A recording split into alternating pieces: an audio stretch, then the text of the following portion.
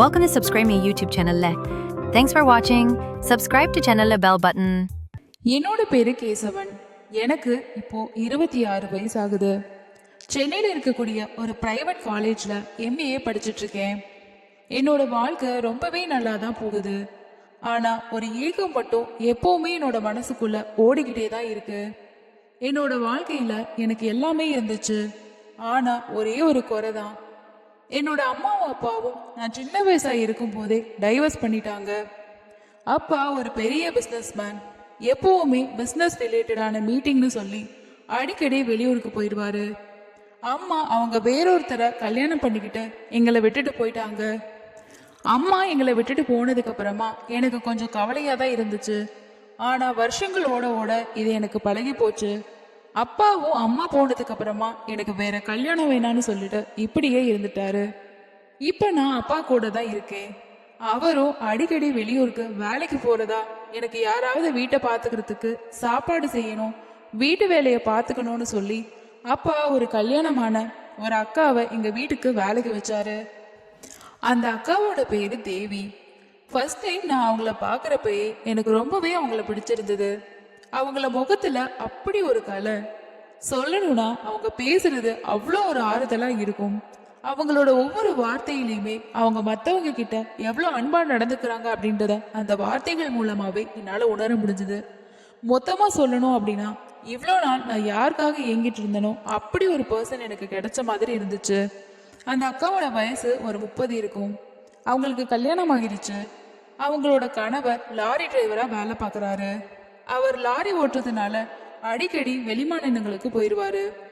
Lorry டிரைவரா இருக்கிறதுனால வெளியூருக்கு லோடு ஏத்திட்டு போனாரு அப்படின்னா திரும்பி வர்றதுக்கு 1 மாசம் இல்ல 15 நாள் இந்த மாதிரி தான் ஆகும்னு அந்த அக்கா சொன்னாங்க. அவங்கள பார்க்கும் போதே கல்யாணம் அப்பையில இருந்து கணவரை பிரிஞ்சிருக்கிறதுக்கான ஒரு விஷயம் அவங்களோட முகத்துல தெரியல.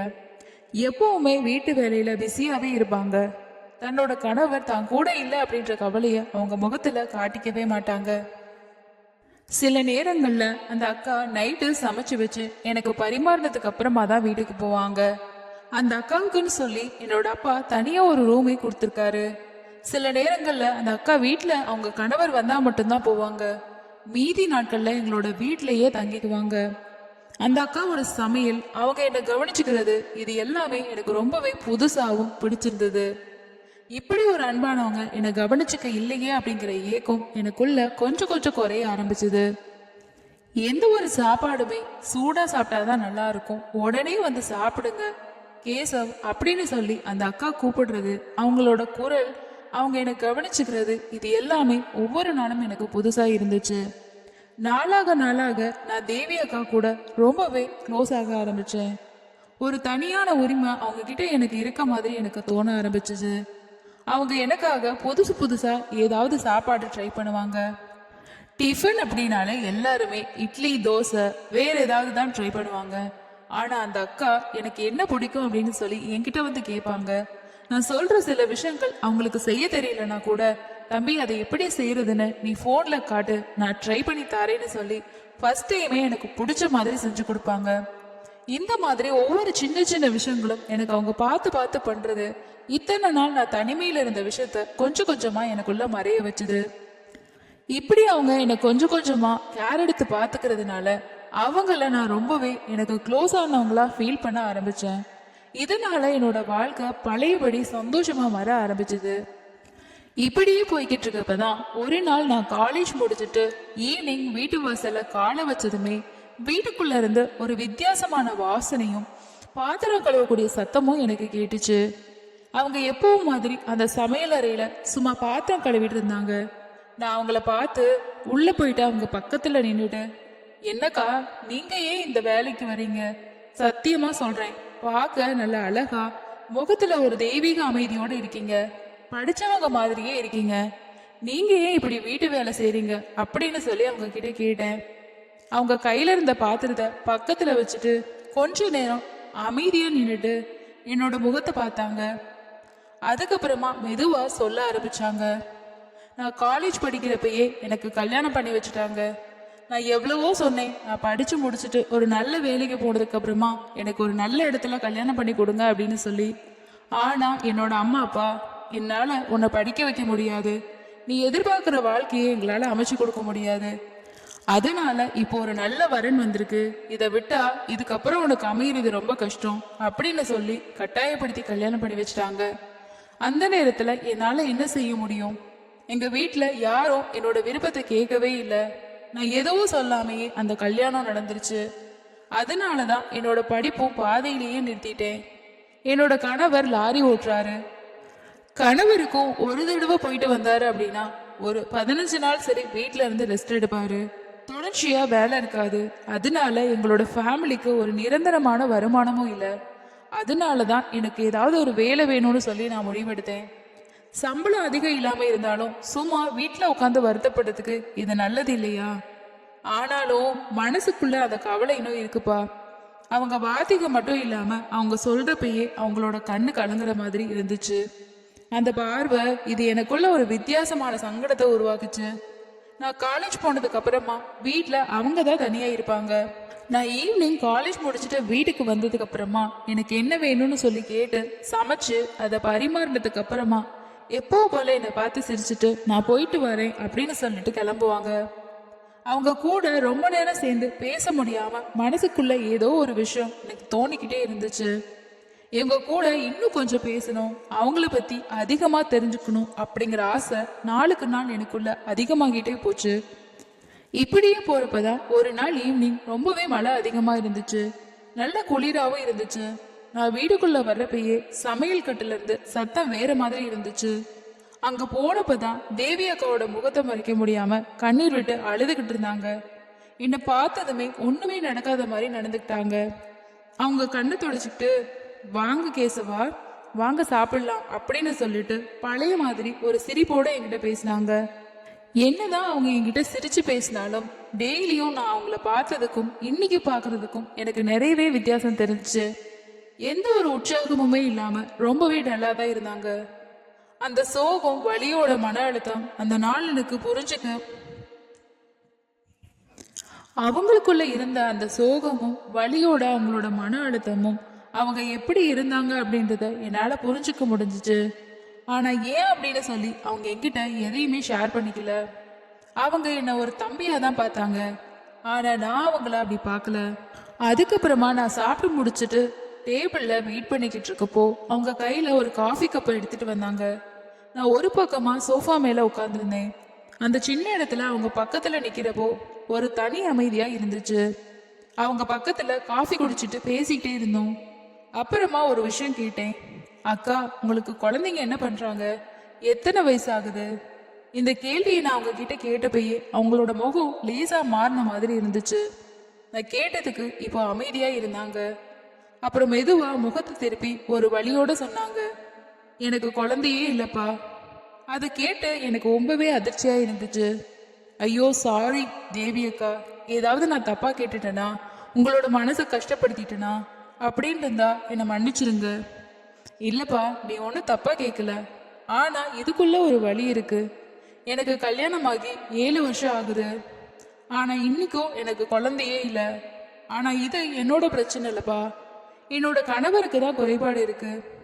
காரணம், அவர் லாரி டிரைவரா இருக்கிறதுனால, ரொம்ப நேரம் உட்கார்ந்து வண்டி ஓட்டுறதுனால அவரோட ஸ்பெர்ம் கவுண்ட் கம்மியா இருக்குன்னு சொல்லி ஹாஸ்பிட்டல்ல டாக்டர் சொல்லியிருக்காங்க. ஆனா அது அவர்கிட்ட நான் சொல்லல. எத்தனையோ டெஸ்ட் எடுத்து பார்த்தாச்சு. ஆனா என்னோட கணவருக்கு இதுதான் பொழப்புன்னு ஆகிருச்சு. இதுக்காக அவரோட வேலையை விட்டா எங்களுக்கு ட்ரீட்மெண்ட் பார்க்கறதுக்குன்னு காசே இருக்காது.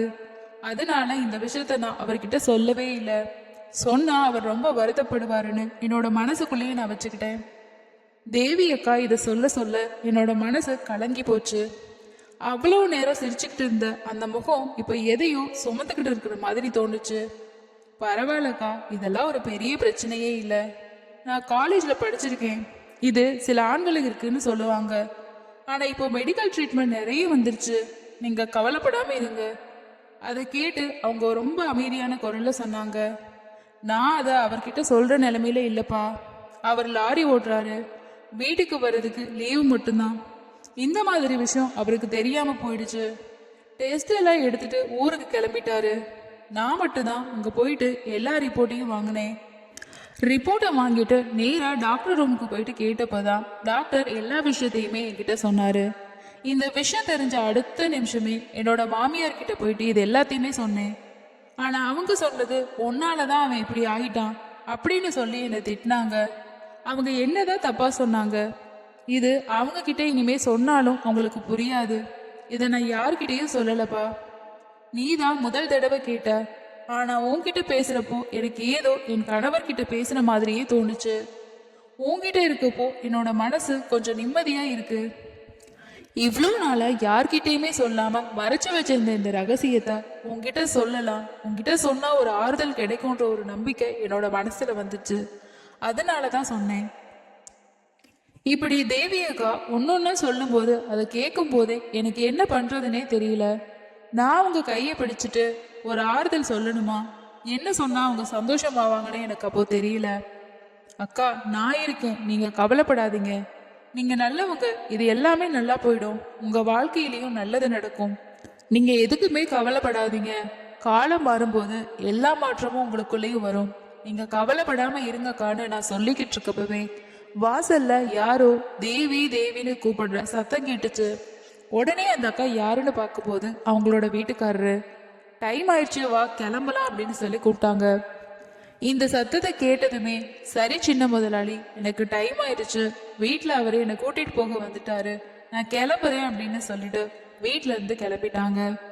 அவங்க போறப்ப என்னோட முகத்தை பார்த்துக்கிட்டே போனாங்க. அது ஒரு வித்தியாசமான ஒரு விஷயத்த எனக்கு ஷேர் பண்ண மாதிரி தோணுச்சு.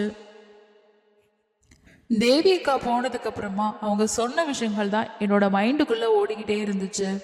தேவி அக்கா போனதுமே அவங்க சொன்ன ஒவ்வொரு விஷயமே என்னோட மனசுக்குள்ள வந்து வந்து போய்கிட்டே இருந்துச்சு. இவ்வளவு அன்பா மற்றவங்களை ரொம்ப அக்கறையாவும் பார்த்துக்கக்கூடிய ஒருத்தவங்களுக்கா இப்படி ஒரு கஷ்டம்?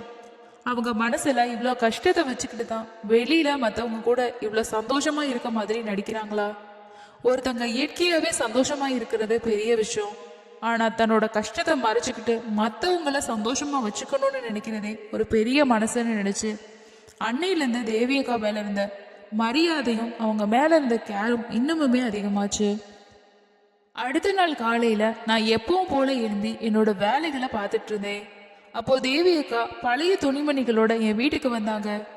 ஏன் அக்கா துணியெல்லாம் எடுத்துட்டு வந்துட்டீங்க அப்படின்னு சொல்லி அவங்கள ரொம்பவே ஷாக்கா பார்த்து கேட்டேன்.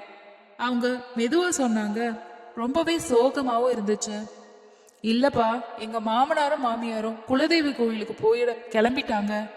என்னோட கணவர் லாரி ஓட்டிட்டு இருக்காரே, அவரோட லாரி ஏதோ பிரேக் டவுன் ஆயிடுச்சுன்னு சொல்லி இன்னைக்கு நைட்டு வீட்டுக்கு வர முடியாதான். நான் தனியா வீட்டுல ஒன்றும் பண்ண முடியாது, போர் அடிக்கிற மாதிரி இருந்துச்சு.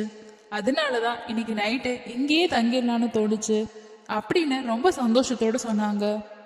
அக்கா இங்க வந்ததே பெரிய சந்தோஷம். இங்க தாராளமா இருங்க, இது உங்களோட வீடு அப்படின்னு சொல்லி அவங்க கிட்ட ரொம்பவே தைரியமா பேசினேன். இதை கேட்டு அவங்களோட முகத்துல ஒரு நிம்மதி தெரிஞ்சிச்சு. அதுக்கப்புறமா நான் அவங்களுக்காக வச்சிருந்த ஒரு சின்ன கிஃப்டை எடுத்துட்டு வந்து அவங்க கையில கொடுத்தேன். அந்த கிஃப்டை பார்த்ததுமே அந்த அக்கா ரொம்பவே சந்தோஷமாயிட்டாங்க. ஒரு பட்டு புடவை தான் அதுக்குள்ள இருந்துச்சு. அவங்க எப்பவுமே பழைய புடவையை தான் கட்டுவாங்க. அது வாங்கியே ரொம்ப வருஷமா இருக்க மாதிரி இருக்கும். சில புடவைகள்லாம் கிழிஞ்சே போயிருக்கும். சரி, அவங்களுக்கு ஒரு புது சாரி வாங்கி கொடுக்கலான்னு நான் ரொம்ப நாளா நினைச்சுக்கிட்டு இருந்தேன். தேவி அக்கா, இதை எனக்காக வாங்கிக்கோங்க. நீங்க எப்பவுமே பழைய துணியில தான் இருக்கீங்க. இன்னைக்கு ஒரு நாளாவது அழகா இருக்கணும் அப்படின்னு எனக்கு ஆசையா இருக்கு அப்படின்னு சொல்லி அந்த புடவையை அவங்க கிட்ட கொடுத்தேன். அவங்க அதை பார்த்ததும் திடீர்னு அழ ஆரம்பிச்சிட்டாங்க. அவங்களோட கண்ணீர் ஆனந்த கண்ணீரா இல்ல இத்தனை நாள் வழியில இருந்த ஒரு விஷயத்த கண்ணீர் மூலமா வெளிப்படுத்துறாங்களான்னு எனக்கு தெரியல.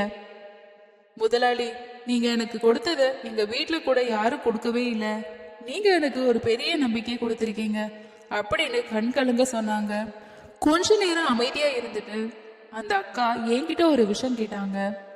கேசவ தம்பி, எனக்கு ஒரு உதவி கேட்டா செய்வீங்களா அப்படின்னு சொல்லி கேட்டாங்க. சொல்லுங்கக்கா, என்னால முடிஞ்சா நான் கண்டிப்பா உங்களுக்கு செய்வேன். இல்ல தம்பி, எங்க வீட்டு பிரச்சனை எல்லாமே உங்களுக்கு நல்லாவே தெரியும். குழந்தை பிரச்சனை, என் கணவருக்கு தான் அந்த பிரச்சனை இருக்குன்னு டாக்டர் சொல்லியிருக்காங்க. ஆனா எங்க வீட்லயும் என் மேலதான் குறை சொல்லி திட்டிகிட்டே இருக்காங்க. என்னோட மாமியார் அவங்க பையன் மேல இருக்கக்கூடிய குறைய மறைக்கிறதுக்காக எல்லார்கிட்டையும் நான் தான் குறை வச்சுட்டு இப்படி புல்ல இல்லாம இருக்கேன், என் குடும்பத்துக்கு வாரிசு இல்லாம போனதுக்கு இவ தான் காரணம்னு சொல்லி ஊர்ல இருக்க எல்லாருக்கிட்டையுமே என்னை கரிச்சு கொட்டுறாங்க. இதை எல்லாத்தையுமே கேட்டுட்டு இருக்க எனக்கு நெருப்பு மேல நிக்கிற மாதிரி இருக்குது. என்னோட கணவரும் சோகத்துல மூழ்கிட்டாரு. ஆனா அதையும் யாருக்கிட்டையுமே காட்டிக்க மாட்டாரு. எதுவும் பேசுறதுக்கே தயங்குவாரு.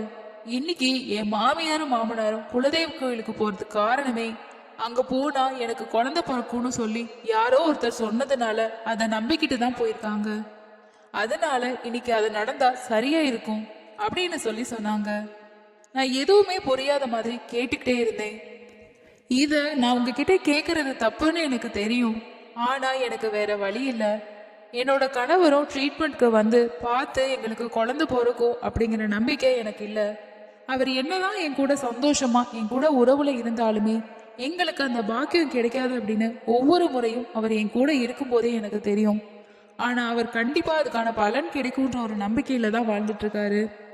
அதனால நீங்க என் கூட அப்படி இருந்தீங்க அப்படின்னா அது மூலமா கிடைக்கக்கூடிய ஒரு குழந்தை என்னோட வாழ்க்கையை மாத்தும். இது ஒன்றும் தப்பில்ல.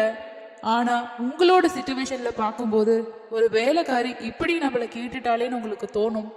ஒரு பொண்ணு வாழ்க்கையில தாய்மை அடைகிறது ரொம்பவே பெரிய விஷயம். இந்த தாய்மை கிடைக்காம பல வருஷங்களா ஏங்குறவங்க எத்தனையோ பேர் இருப்பாங்க. இது ஆசை இல்ல, இது நான் பிச்சையா கேக்குறேன். உண்மையை சொல்லணும் அப்படின்னா நீங்க தான் என்னோட கடைசி நம்பிக்கை. நீங்களாவது எனக்கு இந்த உதவியை செய்ய முடியுமா அப்படின்னு சொல்லி கேட்டாங்க. அந்த வார்த்தை ஒன்னொன்னும் என்னோட மனசுக்குள்ள ஆழமா இறங்கிச்சு. ஒரு நிமிஷம் பேச முடியாம இருந்தேன். ஆனா அந்த நேரத்துல அவங்க முகத்துல இருந்த அந்த கவலை, ஒரு தேர்வுக்காக போராடக்கூடிய விஷயம், அவங்க தாய்மை எதிர்பார்க்கக்கூடிய பார்வை என்னோட மனசை உருக வச்சுச்சு. சரி தேவி அக்கா, உங்களுக்காக இதை நான் பண்றேன்.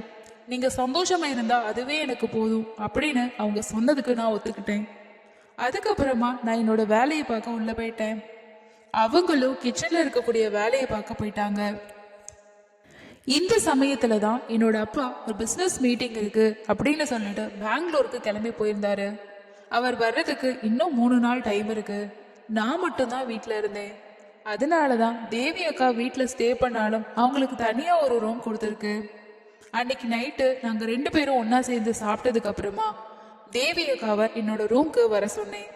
அதுக்கப்புறம் அந்த அக்கா என்கிட்ட என்ன உதவி கேட்டாங்களோ அந்த விஷயம் எங்க 2 பேருக்குள்ள அன்னைக்கு நடந்துச்சு.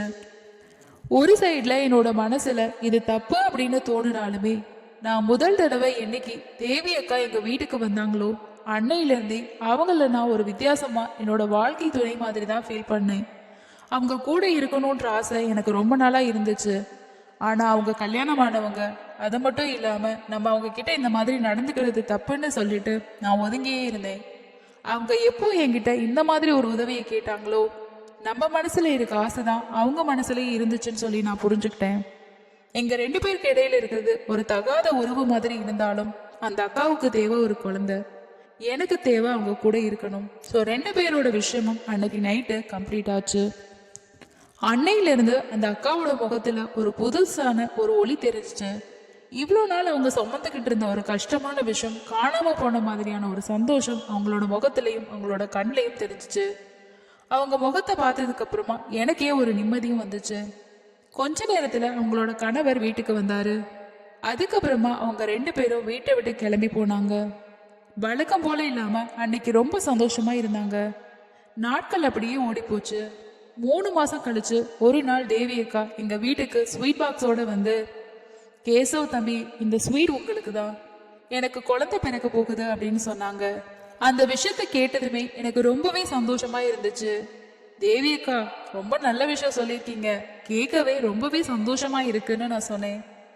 நீங்களும் உங்க கணவரும் இத்தனை வருஷப்பட்ட கஷ்டத்துக்கு இப்படிதான் பலன் கிடைச்சிருக்கு. இதுக்கப்புறமா நீங்க யார்கிட்டையும் குழந்தை இல்லைன்னு சொல்லி தலை குனிஞ்சு நிக்க தேவையில்லை. இந்த சமூகத்துல நீங்க நல்லபடியா வாழலாம். நீங்களும் தாயாக போறீங்க, அதை நினைச்சு சந்தோஷமா இருங்க அப்படின்னு சொல்லி அவங்களுக்கு ரொம்பவே ஆறுதல் சொல்லி அனுப்பி வச்சேன். அந்த அக்கா இத்தனை நாள்ல அன்னைக்குதான் ரொம்பவே சந்தோஷமா இருந்தாங்க. அதுக்கப்புறமா தேவி அக்கா வேலைக்கு வரதே நிறுத்திட்டாங்க. ஏன்னா அவங்க கணவர், நான் வேலைக்கு போய் சம்பாதிக்கிறேன், நீ இந்த குழந்தைய நல்லபடியா பெத்து கொடு அப்படின்னு சொல்லி அவங்கள வீட்லயே வச்சு பார்த்துக்க ஆரம்பிச்சிட்டாரு. அப்பப்ப எனக்கு டைம் கிடைக்கும் போது அந்த அக்கா எப்படி இருக்காங்கன்னு சொல்லி நானும் அவங்க வீட்டு சைடு போயிட்டு பார்க்க ஆரம்பிச்சேன். அந்த அக்கா நல்லபடியா அவங்க குடும்பத்தோட சந்தோஷமா வாழ ஆரம்பிச்சாங்க. இதை பார்த்து என்னோட மனசு ரொம்பவே நிம்மதியாகவும் அமைதியாகவும் ஆச்சுச்சு. அதுக்கப்புறமா நானும் எம்பிஏ முடிச்சுட்டு என்னோட அப்பாவோட பிஸ்னஸை பார்க்க ஆரம்பிச்சிட்டேன். இப்படியே சில வருஷங்கள் ஓட ஆரம்பிச்சது. தேவி அக்காவுக்கு ஒரு ஆண் குழந்தை பிறந்துச்சு. அந்த குழந்தை கூட அந்த அக்கா ரொம்பவே சந்தோஷமா அவங்க வாழ்க்கைய ஆரம்பிச்சாங்க.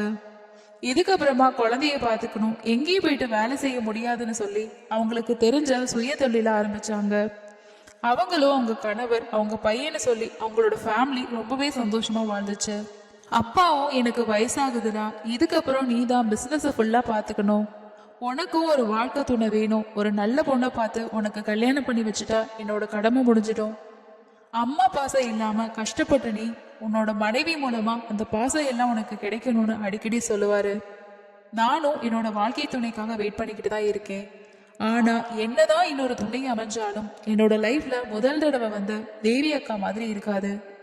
அவங்க கூட நான் செஞ்ச விஷயம் தவறா இருக்கலாம், ஆனா அவங்க இத்தனை வருஷமா சிரமப்பட்ட ஒரு விஷயத்துக்கு என்னால ஒரு தீர்வு அவங்களுக்கு கிடைச்சிச்சே அப்படின்ற ஒரு நிம்மதி என்னோட வாழ்நாள் முழுக்க இருக்கும். என்னோட முடிவு சரியா தவறா நீங்க என்ன நினைக்கிறீங்கன்னு சொல்லி கீழே இருக்க கமெண்ட்ஸ்ல ஷேர் பண்ணுங்க. அடுத்த இன்னொரு கதையில சந்திக்கலாம். நன்றி.